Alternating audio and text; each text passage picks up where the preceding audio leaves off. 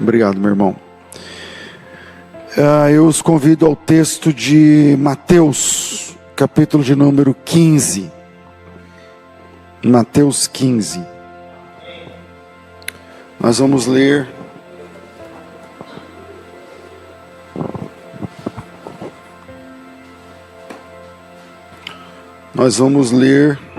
o versículo 21. Mateus capítulo 15, verso de número 21. Amém, irmãos?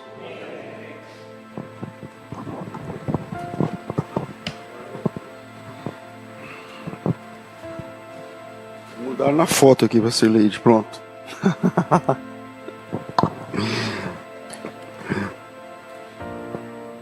Sileide, olha bem na foto que eu te mandei, porque o primeiro ponto é o segundo, e o segundo é o primeiro.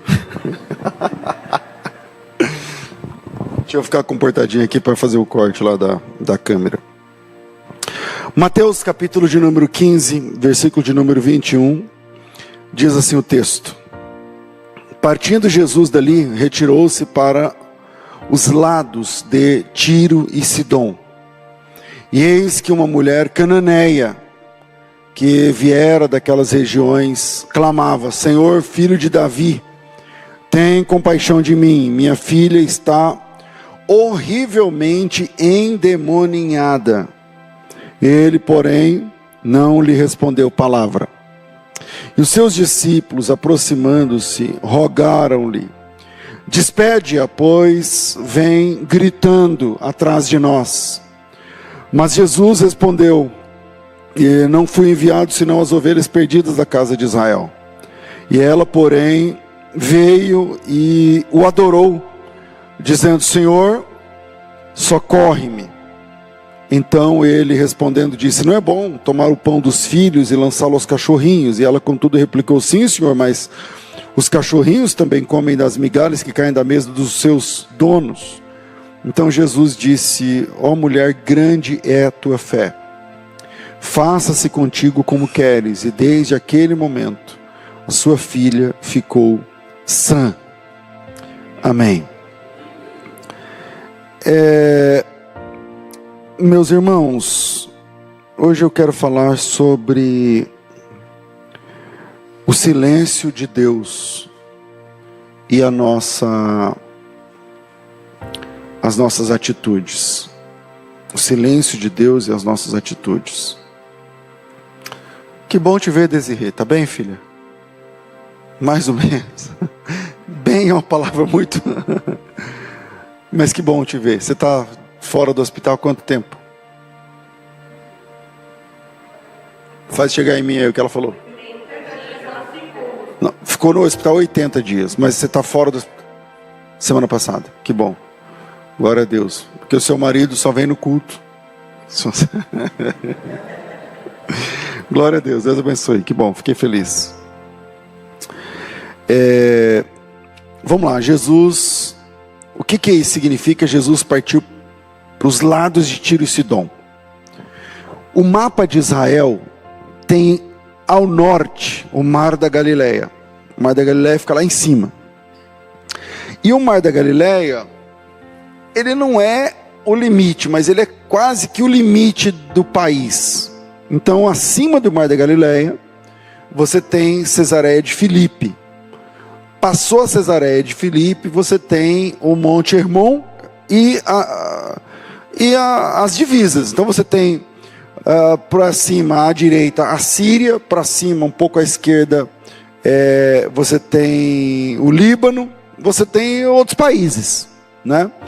Naquele contexto, pessoal, você sabe que o nome dos países, das cidades, depende da época, né? Porque é a dança das cadeiras do poder. Depende de quem está comandando, muda-se a língua, muda-se o nome, muda-se a geografia mesma, mas vai mudando os tamanhos, enfim. Aquele momento da história, nós temos ali um local dominado por Roma, né? Um local dominado por Roma, e significa que aquele pessoal ali era, mesmo pertencendo à Síria, era a província romana da Síria. Era a província romana da Síria. E antes de Roma dominar tudo isso, eles eram fenícios, né? Ali é a Fenícia, e a Fenícia é uma faixa estreitinha de terra, mais comprida, tipo 200 quilômetros mais ou menos, mas costeando o mar, ali o mar Mediterrâneo.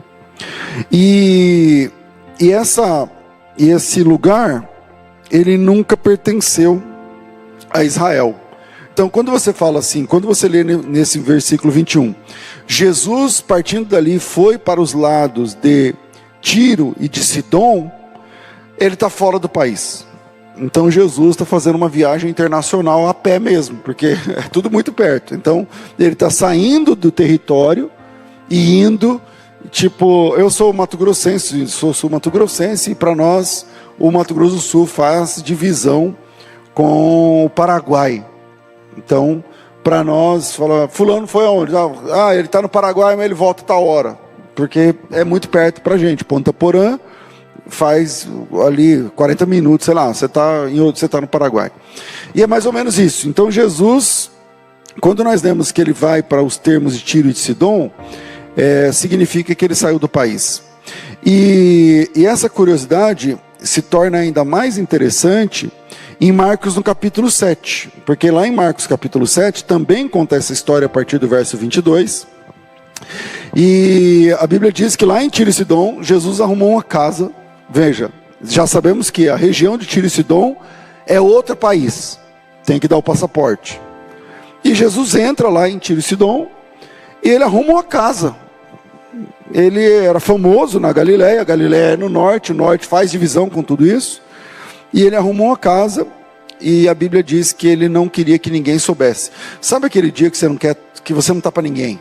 Então Jesus estava nesse dia, ele não queria falar, hoje eu não vou, hoje eu quero ficar sozinho, né? Hoje eu quero ficar sozinho. E voltando, né, em Mateus, fomos lá em Marcos, só para a gente ter essa ideia. Voltando em Mateus, a gente tem uma compreensão interessante, porque no capítulo 14, Jesus tem a notícia que o seu primo foi assassinado. E ele saiu para um lugar deserto para orar à parte, e não deu certo, porque a Bíblia diz que as multidões vieram, e ele curou as pessoas. E nesse dia, ele multiplicou os pães. Ele curou um monte de gente, expulsou demônios, multiplicou os pães no fim da tarde, e foi orar depois, já à noite, e quando foi 3 da manhã, ele foi voltando, andando em cima das águas, e na volta a madrugada que ele acalma a tempestade. Tudo foi tipo ontem, e hoje ele foi para o termo de Tiro e Sidom. Por que isso é importante? Porque isso explica porque que lá em Marcos diz que ele não queria que ninguém soubesse. Ele ainda estava naquele momento de 6 da manhã, alguém bate na porta, quando ele abre é uma notícia horrível. A pessoa que ele mais conhecia, que é o João Batista, que é aquele que revelou quem ele é para o mundo. Esse é o Cordeiro de Deus que tira o pecado do mundo. Essa fala é de João Batista.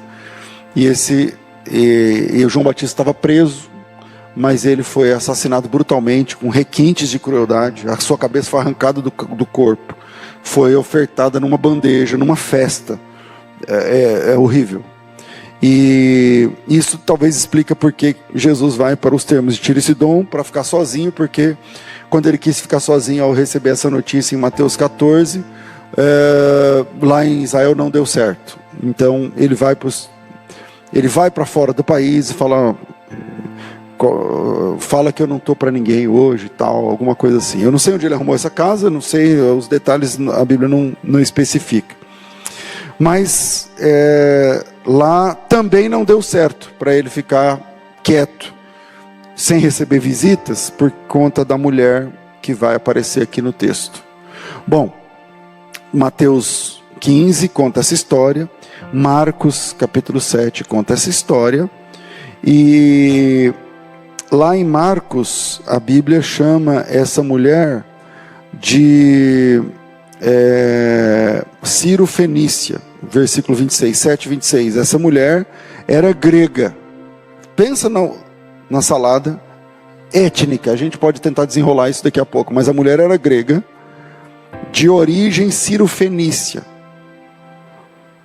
e rogava que Jesus expulsasse o demônio da filha. Essa informação está em Marcos. Em Mateus capítulo 15, a Bíblia chama essa mulher, no verso 22, de mulher cananeia.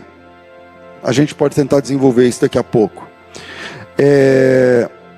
O fato é que Jesus está nessa casa e a mulher fica sabendo, não sei, passou alguém lá falando de Jesus, eu não sei como ela, é outro país, é outra língua, é outro esquema. E aí a mulher vem até Jesus, acha essa casa, e a Bíblia diz que ela, antes, pelo texto aqui de Mateus, parece que antes de Jesus entrar nessa casa, a mulher está atrás de Jesus, atrás da equipe de Jesus, os discípulos e tal, e ela vem gritando em alta voz, gritando, clamando. A palavra grega aqui é gritar, ela gritava sem dó, sem dó.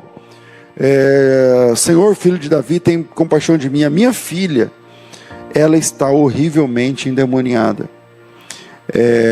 E o versículo 23 é um versículo que causa arrepios, porque nós adoramos Jesus, e Jesus é a pessoa mais maravilhosa que nós podemos falar. Só que o verso 23 diz que Jesus não respondeu uma palavra para essa mulher. Ele, porém, não lhe respondeu palavra. Essa mulher recebeu de Jesus o silêncio. E eu quero deixar 3 pontos para você, e o primeiro está no segundo. O silêncio de Jesus tem propósito. O silêncio de Jesus tem propósito. E parece ser... Bom, é difícil para mim também tocar num assunto assim, porque a gente faz parte de uma geração da igreja que a gente quer respostas, a gente quer alguma coisa. Os pastores são muito criativos, eles fazem coisas, então você tem que, vamos subir monte, descer monte, vamos pegar uma toalha, vamos dar um óleo para você, vamos fazer, tem que ter resposta, tem que ter alguma coisa. Parece que se não tiver nada, esse pastor é fraco. Se não tiver nada, esse ministério aí, não sei não. Parece que tem que ter alguma coisa. Se não tiver alguma coisa, não vai.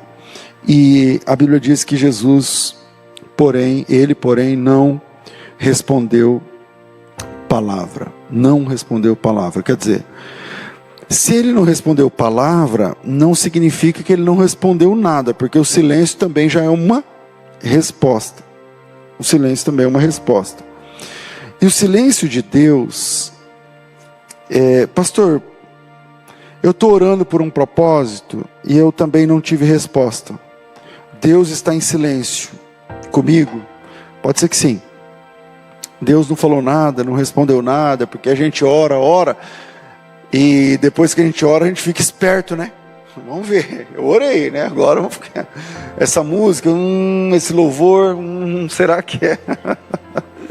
Esse pastor aí, acho que quando a pessoa quer uma resposta, ele vai em outras igrejas, né? Não fica aqui na Genuína não, porque eu não sou um pastor da resposta, né? Eu pego o texto, leio o texto, explico o texto e vou embora.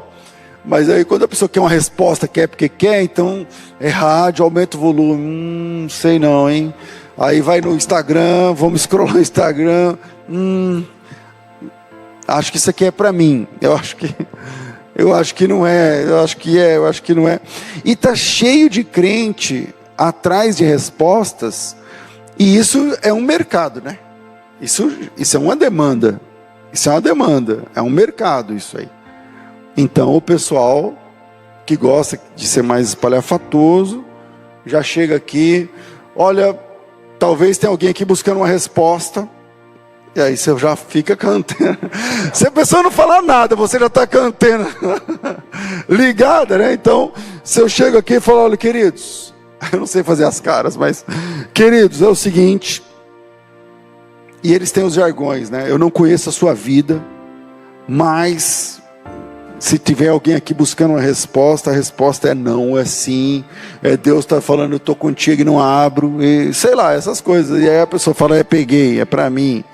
E você vem buscar uma palavra e não sei o que, é aqui e tal. E aí tem daqueles que dão um passo além. Olha, Deus está falando que uma pessoa aqui, que é para mudar, não é. O Senhor está... Aí quem é? Aí um levanta a mão, ele fala, essa cara não é você. Não é você. A pessoa fala, mas... tudo bateu, não sou eu. Não é você. Tem mais alguém? Aí a pessoa fala, você, ele olha, você. Bem, quem decidiu isso? Quem?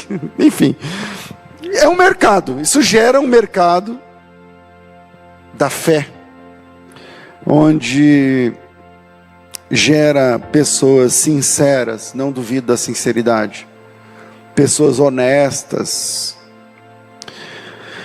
Honesta, não sei, mas sincera, eu acredito. Eu acredito que a pessoa pode estar ali achando que está sendo usada por Deus e tal, quando nem é aquilo tudo. Mas pode ser que eles sejam sinceros mesmo. Mas gera um esquema. Estou me fazendo entender quando eu estou falando isso? Um esquema que as músicas são feitas para isso, o culto é programado para o momento da revelação, porque está todo mundo em busca de uma palavra, está todo mundo com a orelha em pé, dizendo assim, se ele falar casa, eu já sei, se ele falar não sei o que, eu já era, se ele falar, e fica todo mundo ali querendo pegar no ar e tal, e o pastor, quer dizer, ninguém tem paz para pregar uma mensagem, né, porque fica todo mundo ali assim, eu vim aqui em busca, querido, eu vim em busca. Só que culto não é lugar para buscar, é lugar de entregar. Na Bíblia a gente cultua para a gente entregar a nossa adoração. A gente vem aqui, a gente se reúne, marca um dia, vamos todo mundo lá entregar? Vamos. Então a gente vem aqui para se envolver com Deus e para entregar a Ele o que lhe é, o culto que lhe é devido. E a gente louva o seu nome, a gente dobra o joelho, a gente fala louvado seja o teu nome. Então, o silêncio de Jesus é uma coisa muito dolorosa, e eu estou dizendo nesse primeiro tópico que o silêncio de Jesus tem propósito. E muitas vezes o silêncio de Jesus tem o propósito de não queimar as etapas. Por exemplo, coloca em João 16:12, e a gente vai ter uma ideia do porquê Jesus fica em silêncio em alguns momentos. Jesus diz assim, eu tenho ainda muito que vos dizer, mas vocês não podem suportar agora. Pronto. Então Jesus está dizendo o seguinte, tem muita coisa que eu quero falar para você, mas você não está no ponto. Se eu falar agora, vai estragar tudo. Quem tem filho sabe que tem coisa que o seu filho não sabe. Então, você não vai chegar no seu filho que tem 4 anos e falar assim, eu vou te explicar como é que as crianças nascem. Não, cara, você vai na ideia da sementinha. Quem é pai e mãe sabe, é uma sementinha, né? É uma sementinha. Que não deixa de ser verdade, mas é o que ela pode suportar ali. A criança pode suportar, ela lida com isso naquele momento.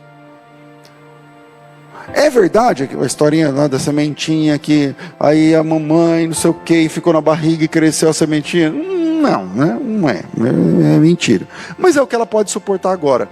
Jesus está dizendo o seguinte, eu tenho muita coisa para falar para você. Você está incomodado com o meu silêncio, né? Eu tenho muita coisa para falar. Mas você não está no ponto de ouvir. Para você ouvir o que eu tenho de dizer, você tem que estar em outro momento do seu crescimento.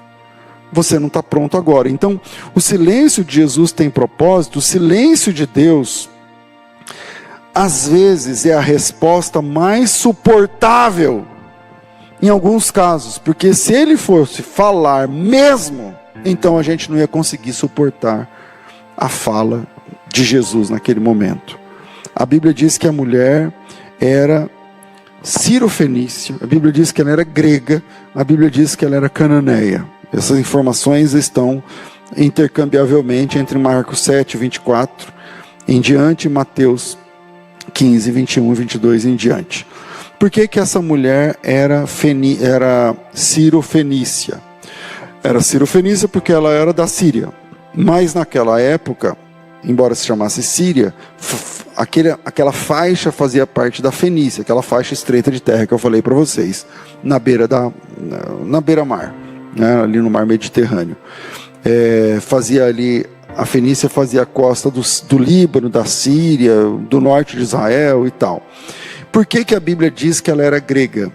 Porque esse pessoal foi helenizado 400 anos atrás. Por que que a Bíblia diz que ela era cananeia? E aqui, meu amigo, tem um ponto para a gente trabalhar e pensar. O que é uma pessoa cananeia? Quem é cananeu mora onde? Em Canaã. Mas Canaã havia sido dominada por Josué. Vocês lembram, né? O Josué dominou Canaã e conquistou Canaã e distribuiu as tribos. Quer dizer, os cananeus foram desterrados dali. Essa era a promessa. Quando a Bíblia diz que essa mulher ela é fenícia, porque é uma província romana da Síria. Quando a Bíblia diz que essa mulher era de Tiro e Sidom, porque na dança das cadeiras do poder, naquele momento a cidade se chamava Tiro e Sidom. Quando a Bíblia diz que a mulher era grega, porque eles foram helenizados há 400 anos atrás, e a língua, o idioma é grego. Quando a Bíblia diz que essa mulher é cananeia, aí a gente está falando da sua condição étnica. Porque uma coisa imagina que o Brasil perde uma guerra agora, do nada tem uma guerra e a gente perde, e um outro país fica dono da gente. Imagina essa possibilidade. Isso é quase impossível hoje em dia, embora não seja, porque é só olhar para a África e tantos outros lugares. Mas imagina, aí num dia você tem que trocar seu passaporte. Você tem seu nome, não sei o quê, mas esse país não chama mais Brasil. Esse país agora chama tal nome. E aí você vai lá e troca seu passaporte. Mas a sua condição étnica é brasileira. Entende? Então, uma coisa ela é fenícia, ela é de Tiro, ela é de Sidom, ela é grega, ela é cananeia. Então, peraí, quando fala cananeia, não tem a ver com o espaço geográfico exatamente, mas tem a ver com a sua condição étnica. Ela é daqueles povos, ela crê daquele jeito dos cananeus. Sabe, que tinha Baal, que tinha Astarot, que tinha Ishtar, que tinha esse pessoal. Essa mulher a etnia dela não existe mais. O passaporte dela não está escrito cananeu. Entende? Não tem mais povo cananeu. Acabou. O povo cananeu foi dizimado. Não existe mais. Só que ela tem essa condição étnica. Ela é cananeia de etnia. E se ela é cananeia de etnia, e ela é grega de cultura, e ela é fenícia de localização geopolítica, essa mulher fala grego, essa mulher fala um grego diferente do grego de então, porque ela falava o grego clássico, enquanto que o Novo Testamento é escrito em grego koiné. Tem uma diferença aqui que a gente não vai entrar no assunto, senão a gente sai do tema. Mas essa mulher fala grego clássico. Os discípulos de Jesus, o pessoal da Galileia fala aramaico. São línguas de tronco diferente. Não é só tipo português e espanhol, é um tronco diferente. É outra lógica. Um é da direita para a esquerda, o outro não. O outro é da esquerda para a direita. É uma lógica diferente, outro jeito de falar. E de escrever, de gramática e tudo mais. Essa mulher fala grego clássico. Essa mulher, ela é cananeia. E essa mulher vem ao encontro de Jesus. Quando Jesus entra em Tiro e Sidom, ela fala: é hoje. E aí ela vem gritando. E o grito da mulher, porque assim, talvez se você não for pai ou mãe, talvez você não entenderia. Essa mulher, ela vem gritando porque ela vê em Jesus a única forma de salvar-lhe a filha. O pampeiro não é por ela, é por uma criança que está possuída pelo demônio em casa. E a Bíblia diz, em um dos textos que eu não lembro agora, se é esse aqui ou é esse aqui, em Mateus, ela diz assim: a minha filha, ela está horrivelmente endemoniada. Nessa versão que eu estou lendo aqui, há um superlativo, não é superlativo, mas há um agravante, entende? É como se ela fosse igual aquele gadareno. Ela estava numa situação espiritual deplorável, porque eram os demônios que davam o tom na vida daquela garota. E essa mulher, quando ela descobre que Jesus estava em Tiro e Sidom, tipo para eles, né? Eles ouviam a fama de Jesus, porque a Fenícia é um lugar de mercadores, então está todo mundo navegando o tempo todo, costa mar e tal. Então a fama de Jesus se derrama para fora das fronteiras. Então ela ouviu falar que o pregador da Galileia, aquele que quando ele chega o demônio cai de joelhos, aquele que quando ele fala o mar se acalma. E ela descobre que esse pregador estava na cidade dela. Então ela fala assim: não, então eu tenho uma oportunidade, eu tenho uma chance. E ela vai atrás de Jesus gritando e falando, e ela fala gritando, e ela começa a gritar um monte de coisa e tal. Uma questão, ela fala outra língua, né? Os discípulos não falavam a língua dela. Então, e Jesus olha para ela e não responde nada. Se você ler até aqui, claramente nós temos um problema idiomático aqui. Porque ela está gritando, Jesus não entende, os discípulos não entendem, fica todo mundo olhando para ela. Isso aí é com a gente, não é com a gente? Do que você está falando mesmo? E aí, isso se agrava quando Jesus olha para ela e não fala nada. E quando Jesus olha para ela e não fala nada, os discípulos falam para Jesus uma frase terrível, que nos levará ao segundo ponto desse texto, dessa reflexão. Os seus discípulos, aproximando-se, rogaram-lhe, dizendo para Jesus: o senhor entendeu? Alguém entendeu? Alguém sabe o que ela está falando? Não, né? Manda embora. Tchau. Ela está gritando atrás da gente, a gente não está entendendo nada. E ela fica gritando. Manda essa mulher embora. Ela está estragando, está atrapalhando. Ela vem gritando atrás de nós. E isso é o versículo número 23. No versículo 24, Jesus vai falar com ela. E isso é um show para mim, porque se ele está falando com ela, ele está falando de um jeito que ela vai entender. Então Jesus se abaixa para falar com a mulher e fala grego clássico com ela. E fala com ela de um jeito que ela possa entender. E aí há um diálogo que a gente vai tratar já, se Deus quiser. Mas o primeiro ponto que eu queria deixar para vocês é que o silêncio de Jesus tem propósito. Pastor, eu estou orando e não consigo engravidar há tanto tempo, Deus não fala nada. Pastor, eu estou orando e eu não consigo sei lá o que, e Deus não fala nada. Pastor, eu estou orando pela minha cura e Deus não fala nada. Pastor, o silêncio, Deus não fica em silêncio porque Ele é mau. Deus não fica em silêncio porque Ele gosta de ver você morrer na unha. O silêncio de Deus tem propósito. Em João, no texto que eu apresentei, Jesus disse assim: eu quero falar um monte de coisa para você. Só que você não aguenta. Se eu falar agora as coisas que eu tenho que falar para você, não está na hora de serem ditas. Assim como um pai tem coisas que ele vai falar para o filho quando ele tem 5 anos, depois que quando tem 8 anos, depois quando tem 10 anos, depois quando tem 20 anos, quando é assim.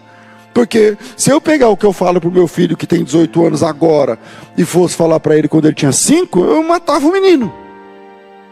Ele não tem cognição para entender o que eu tenho que falar. Assim é o Senhor comigo, com você, com a gente. Então, primeiro ponto, o silêncio de Deus não é sem propósito. Há um propósito, há um desígnio. O silêncio de Deus tem desidério. O silêncio de Deus tem propósito. Não é à toa que Deus não disse nada a você. Deus não disse nada a você ainda. Pastor, se demorar, pode demorar 10 anos? Pode, até mais. Pode demorar muitos anos. Pode demorar, mas há um propósito. E o mais importante é quando a gente entende que o silêncio de Deus tem propósito. Então isso, bom, pelo menos para mim, acalma o meu coração. E eu continuo dizendo, o Senhor é bom mesmo quando o Senhor fica em silêncio, porque o seu silêncio também é uma resposta para mim. Segundo, a falta de empatia pode nos transformar em fariseus. A falta de empatia nos torna fariseus. Porque, veja, o que os discípulos falam para Jesus é... Se vocês colocar no lugar dessa mulher, você não vai gostar dos discípulos.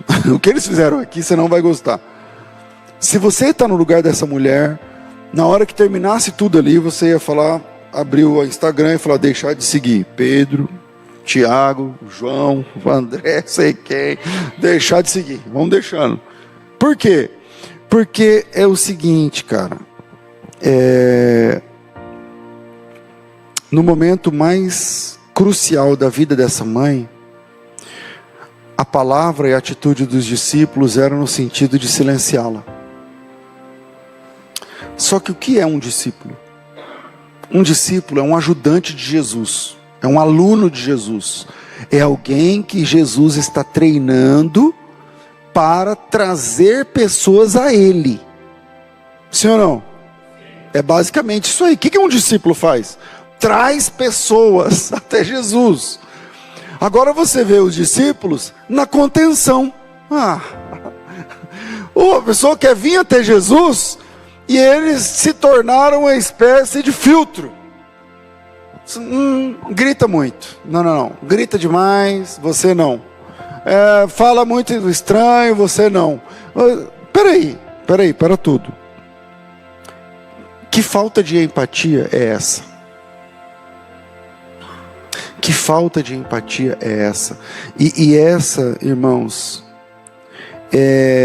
esse é um desafio muito grande na jornada cristã. Porque cada um de vocês aqui tem um tanto de dinheiro na conta. Cada um de vocês aqui tem uma história em casa. Cada um de vocês aqui tem um laudo de saúde. Cada um de vocês aqui tem um histórico familiar. E muitas vezes as nossas ações refletem apenas isso. O tanto que eu tenho, o meu histórico familiar, a minha saúde, o que eu tenho em casa. Tá tudo bem comigo? Dane-se vocês. É isso. Não tá bom, então vamos buscar, Senhor, olha como eu sou bonzinho, olha como eu oro, eu vou na vigília, eu subo o monte, eu dou dízimo, olha como eu sou gente boa, olha para mim, tem misericórdia de mim, muda a minha história. Aí quando muda, aí você já fica durinho, né, querido? Aí eu não tenho mais tempo, né, querido? Minha agenda está cheia. E isso é uma falta de empatia terrível, que não podia acontecer com discípulos. 0 para os discípulos aqui. Eles, porém, versículo 23, ele, Jesus, né, não respondeu palavra, e os discípulos aproximando-se rogaram, dizendo, eu acho que os discípulos pensaram assim, como ele não respondeu, significa que ele não está curtindo essa história, então vamos colocar essa mulher para fora. Querida, você não, pode ir embora. E isso é falta de empatia, porque quando é a vez deles, Por exemplo, eles estão dizendo para Jesus, despede essa mulher, por que razão? Porque essa mulher estava gritando. Essa mulher está gritando. Veja bem. Lembra que nós somos cristãos continuistas, né? Ou pentecostais, enfim. Há uma diferença grande entre continuismo e pentecostalismo, mas não é hora de falar disso. Cremos nos dons.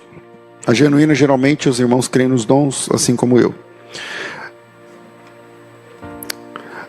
Sendo assim,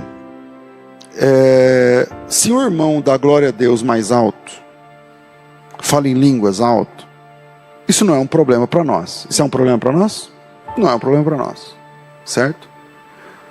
Embora eu não tenha esse costume de fazer uma adoração extravagante, que começa a falar em línguas e rodar e suar, bater, dar tapa em meias e não sei o que lá e tal. Nunca fiz isso, né? Aqui. Mas isso não é um problema para a gente. Isso não é um problema para a gente. Lá na Genuína de São Paulo, quando começou a igreja, vi um casal, eu acho que eles eram apóstolos, alguma coisa assim, de uma outra igreja. E eles vinham toda quarta-feira. O culto de instrução bíblica que é esse aqui, lá é quarta. E aí a irmã vinha e eu começava a pregar, como eu faço aqui agora, igual eu estou fazendo aqui agora, a Vanessa vai lembrar. Ela levantava lá no fundo, ficava aqui em pé rodando, sem falar nada. Eu ficava rodando. A primeira vez ficou olhando, né, e tal. Tá bom, vamos pregar. Então, queridos, como eu estava falando, a irmã ficava ali, não atrapalhava, não gritava, lembra? Depois ela sentava lá no fundo e ficava quieta. Algumas vezes. E eram pessoas maravilhosas, mas ficavam rodando no meio do culto. É um problema para a gente? Não é o nosso costume, está tudo bem. Por que eu estou falando sobre o comportamento dos discípulos e a falta de empatia? Porque esse texto está no versículo 23. Os discípulos disseram, despede essa mulher, está doida, fica gritando atrás da gente. Ok, voltam a página.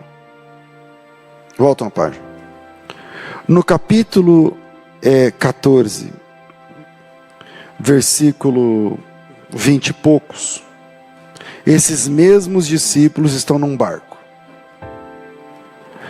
E no meio do mar começa um maremoto. E começa um vendaval, meu amigo.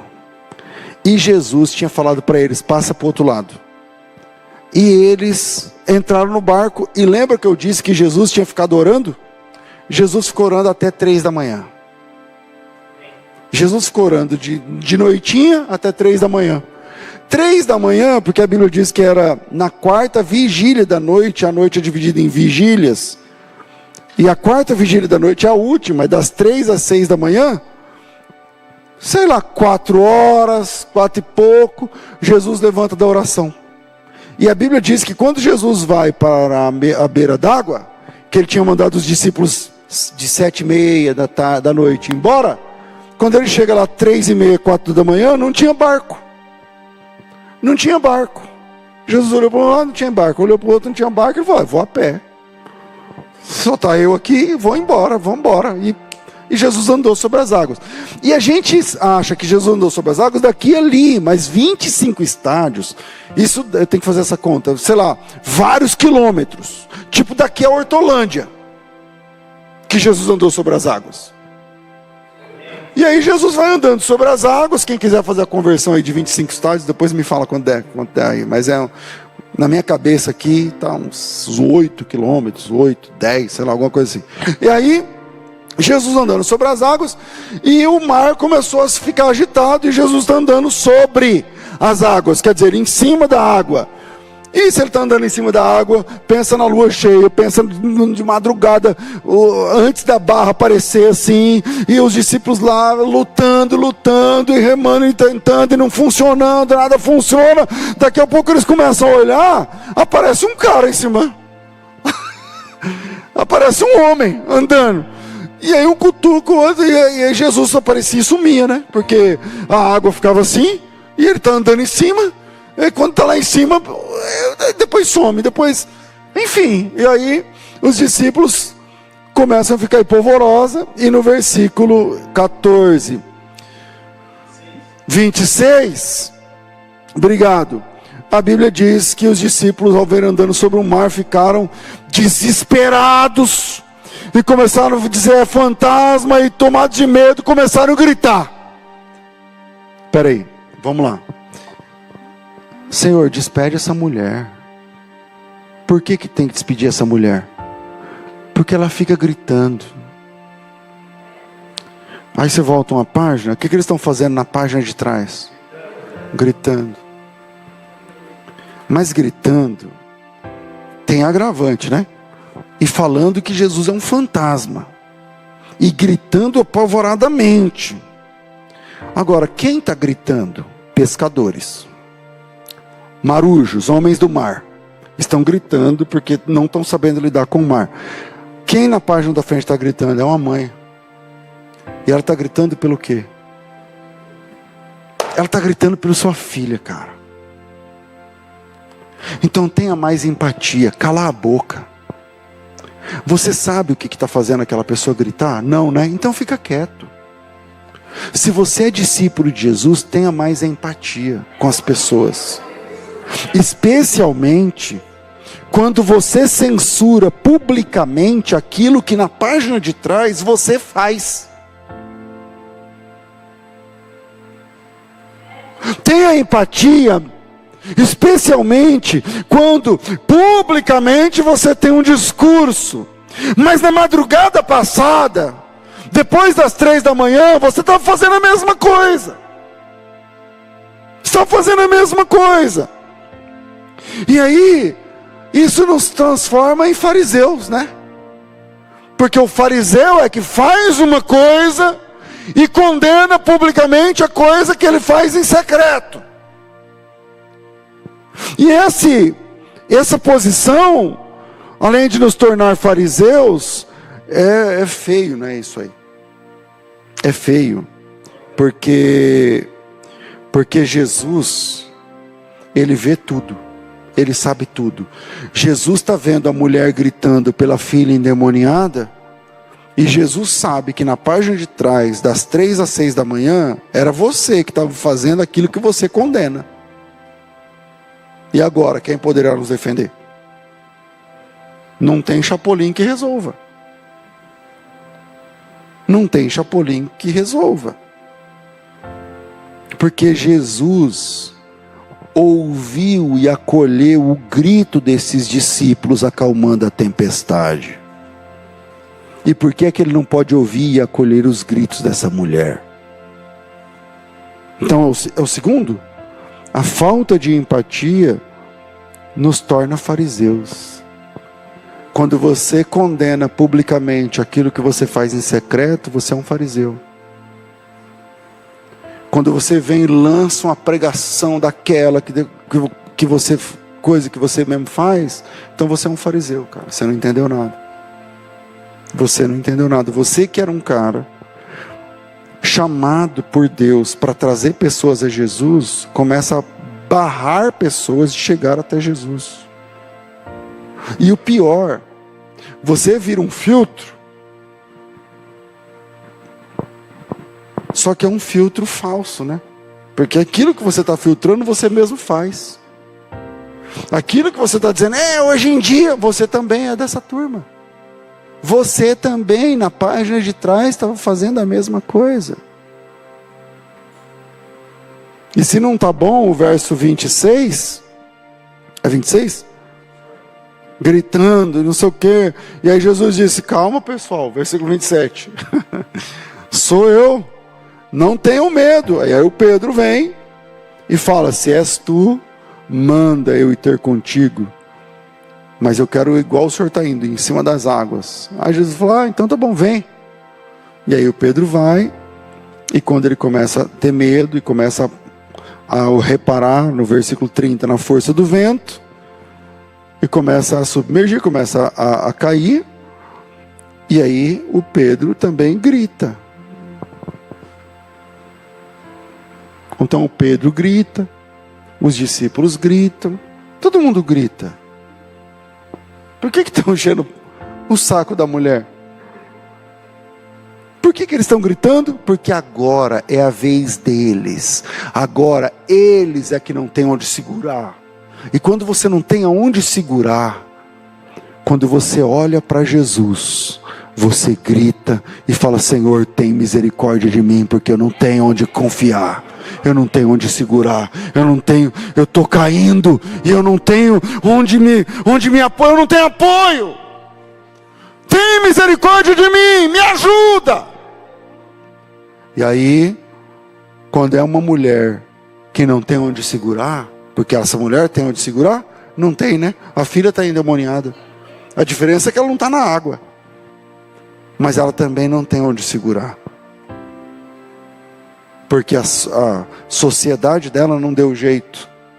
Porque a religião cananeia dela não deu jeito. O Baal não deu jeito. E ela olha para Cristo. Aleluia. E ela grita: tem misericórdia de mim, porque eu tenho uma filha, eu não tenho a quem recorrer. E eu ouvi falar que o Senhor é o carpinteiro da Galileia, e que uma palavra sua resolve qualquer tipo de dor. E eu estou sentindo essa dor agora, e eu não tenho a quem recorrer. Eu estou afundando. E aí chegam os discípulos e falam assim: está gritando demais, hein? Não precisa. Não precisa, está gritando muito.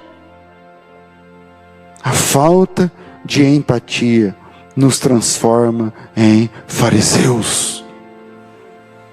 E Jesus sabia que aquele pedido: essa mulher grita demais, hein? Você não acha não, Jesus? Despede essa mulher, grita muito. Eu imagino Jesus olhando para eles, falando assim: e ontem? E esses dias aí para trás? E quando era o seu CPF em jogo?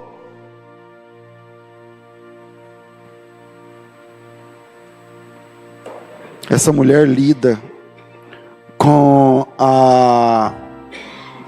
o silêncio de Jesus. Essa mulher lida com a categorização farisaica dos discípulos que não tinham empatia.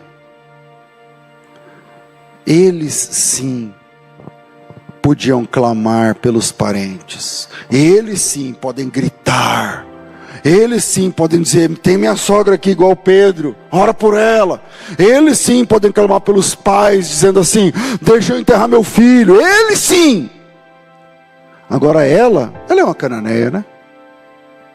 Ela não merece. Ela não está à altura de clamar. Então, presta atenção. Cananeia, cananeu, Ciro Fenício, sabe, grego, não sei o que. Para Deus, nós somos pessoas. Para Deus, nós somos pessoas. Eles ouviram, eu não sei, eu estou dizendo que eles não entendiam porque a mulher fala grego clássico, né? Pode ser que alguém tenha entendido, não sei, eu não sei. Ou pode ser que alguém tenha traduzido. A Bíblia não dá todos os detalhes. Mas se eles ouviram e entenderam, isso os torna piores. Se eles não entenderam, eles estão errados. Mas se eles entenderam, isso os torna piores. Porque se eles ouviram e entenderam a demanda, é uma mãe gritando por uma filha. É uma mãe gritando por uma filha. E eles são discípulos de Jesus. Estão mandando uma mãe calar a boca. Isso é muito farisaísmo. Especialmente pelo que aconteceu na noite passada. Eu estou falando noite passada, mas eu não estou postando todas as fichas que foi ontem, tá? No texto. Mas está na página de trás. Seja como for, eu não posso proibir uma pessoa de fazer o que eu fiz na página de trás, né? Então, é o segundo, né? A falta de empatia nos torna fariseus. E por último, com Deus, a porta do diálogo é sempre aberta. Com Deus, a porta do diálogo é sempre aberta. Eu não sei tudo, todas as informações, eu tenho muitas dúvidas em várias coisas. Quanto mais eu estudo, mais dúvida eu vou tendo. Nem falo para vocês essas coisas. Mas eu tenho uma certeza, que a porta do diálogo não se fecha com Deus. A menos que você cometa, sei lá, apostasia. Mas se não, a porta do diálogo não é sempre aberta com Deus. Deus mantém a porta honestamente aberta para você orar, para você clamar, para você falar. E isso é fantástico, porque quando você lê, por exemplo, sei lá, Gênesis, acho que é 14, qual que é o texto de Ló e Abraão? Não, 18, 19, ali por ali. Você vê um Abraão que tem um filho adotivo praticamente, porque o Ló é sobrinho, mas o Abraão criou não é porque ele gostou, é porque o pai do Ló morreu. E aí o Ló pequenininho, o Abraão criou. E aí o Abraão vê esse filho, aspas aqui no filho, está lá numa cidade, Sodoma, Gomorra, não sei o que lá, e chegam os anjos de Deus e falam assim, Sodoma e Gomorra, né? Já ouviu falar? Vai, então, acaba hoje. O Abraão falou, quê? Vai ser destruída. Quando? Agora. Tinha 3 anjos, um ficou com Abraão, 2 foram lá destruir a cidade. O Abraão falou, não, calma aí, vamos conversar. Vamos conversar. E ele falou assim, o que você quer conversar? E o Abraão falou assim, é porque o meu sobrinho, né? Ele mora lá. E aí o anjo falou, então, pena, né? E o Abraão falou, não, que pena não.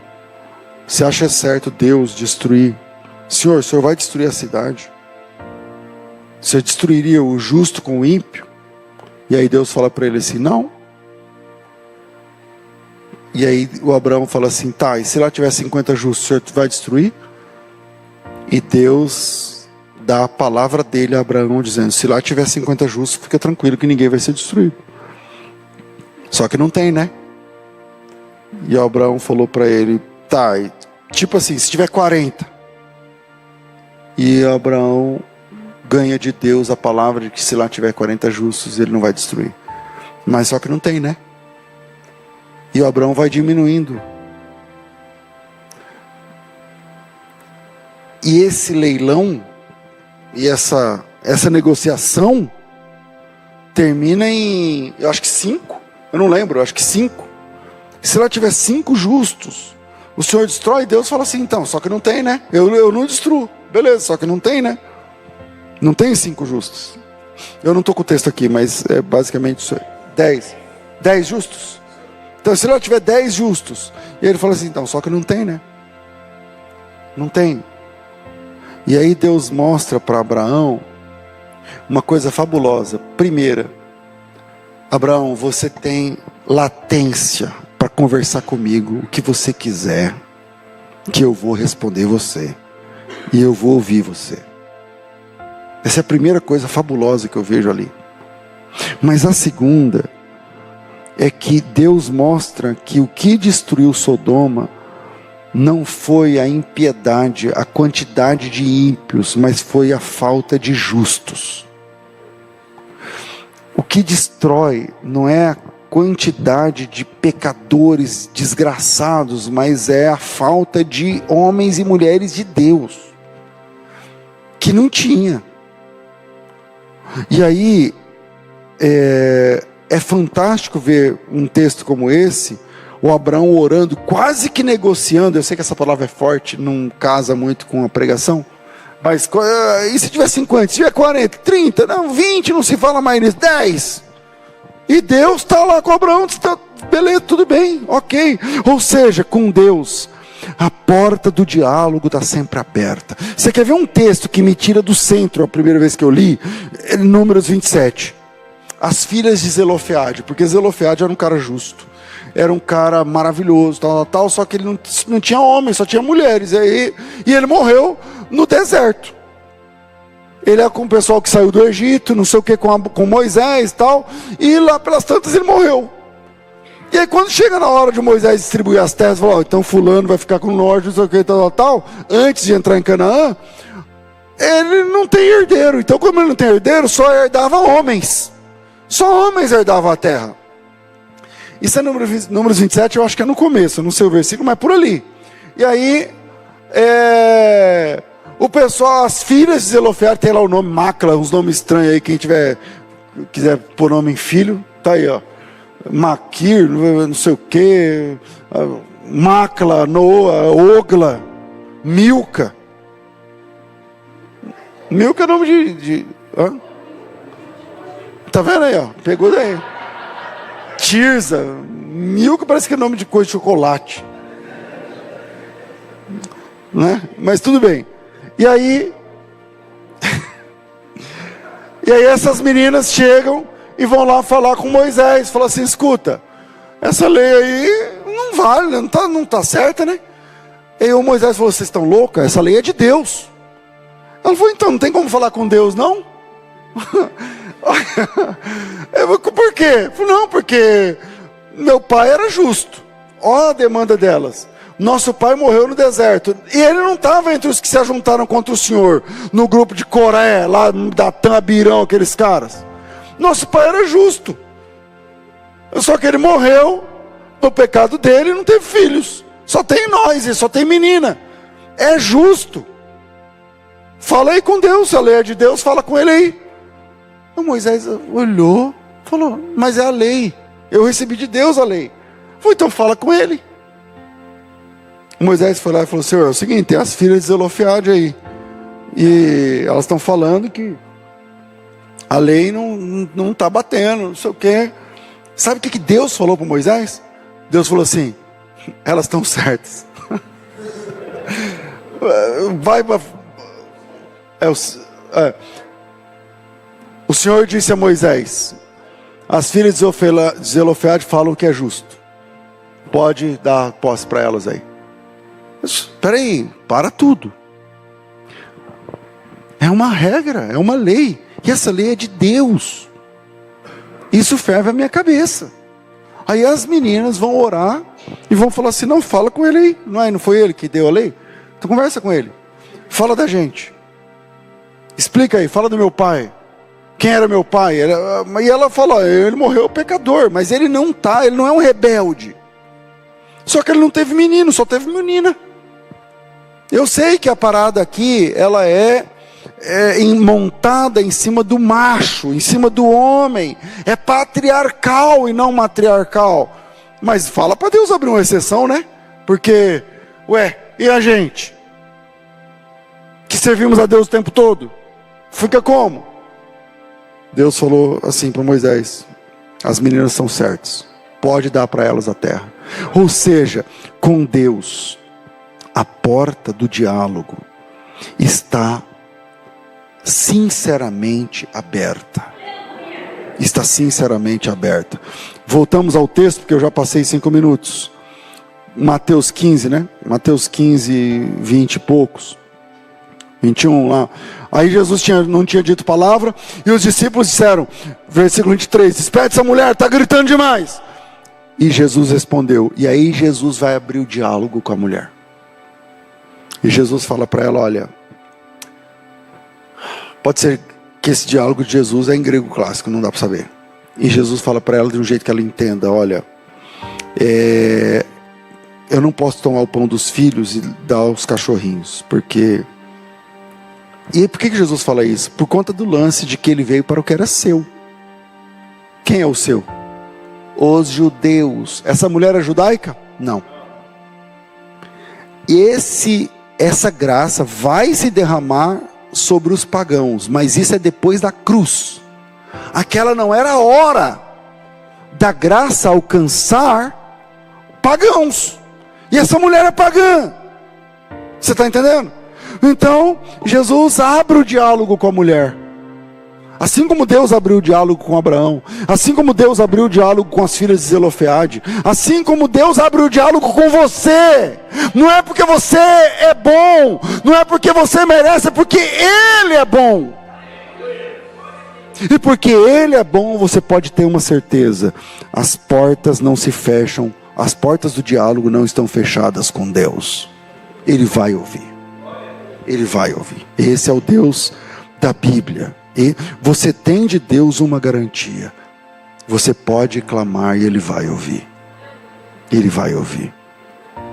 E aí Jesus fala com a mulher, fala: olha, a ordem não é essa. Quando eu falo ordem, não é a ordem de alguém que ordenou, né? Não do verbo ordenar, mas a ordem das coisas não é essa. Não posso tirar o pão dos filhos e dar aos cachorrinhos. E a mulher falou assim: tá bom, nesse caso eu sou o cachorrinho, né? Porque os filhos são os filhos de Israel, e eu sou cananeia, né? Eu sou só uma cananeia. Mas os cachorrinhos vivem do quê? Porque os cachorrinhos comem do que sobra, né? É possível que sobre dessa graça maravilhosa do Senhor alguma coisa para mim? É possível sobrar e cair da mesa dos filhos alguma coisa sobre a minha casa, Senhor?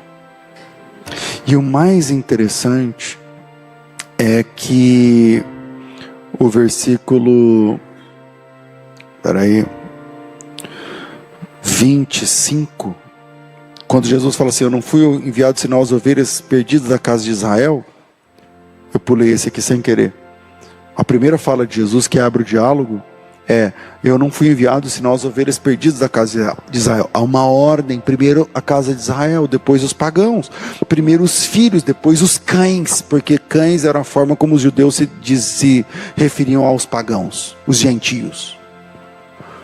E aí, versículo 25, ela porém veio e ela o adorou. Essa fé é a fé. É isso aqui a fé. Ela lida com o silêncio de Deus. Ela lida com o farisaísmo dos discípulos, que na página de trás faziam a mesma coisa que ela, e agora eles estão cerceando-a por fazer aquilo que eles fizeram. E agora, quando Jesus fala uma palavra dura, a Bíblia diz que ela cai de joelhos, porque a adoração ali é prosquinel. Ela se ajoelha e ela reconhece Jesus como Deus. Ela se prostra diante de Jesus. E ela abre o diálogo com Jesus e ela fala assim: mas os cachorrinhos vivem do que mesmo? Eu sei que eu não sou israelita. Eu sei que na dança das cadeiras do poder eu faço parte da Fenícia. Mas será que dá para uma fagulha dessa graça, um fiapo dessa misericórdia, aleluia, uma migalha desse pão pode cair na minha casa, pode servir para minha filha? Porque se uma fagulha dessa graça cair no meu endereço, a minha filha vai ser transformada, e é tudo que eu estou buscando. E Jesus olha para a mulher e o milagre acontece. Ele fala para essa mulher assim: grande é a tua fé.